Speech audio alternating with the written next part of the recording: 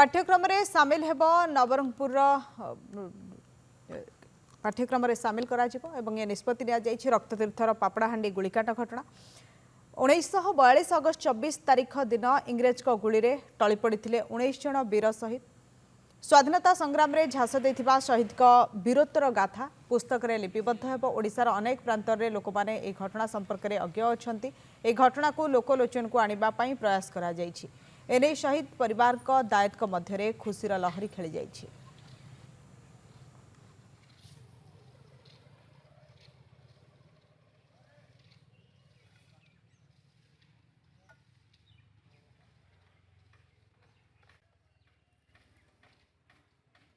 आमर अंचल आदिवासी अध्युषित अंचल जो मानसिकता 100 वर्ष आगुरी देखा देते आम कौन से गौण आम कम नुहे जाति धर्म निर्विशेष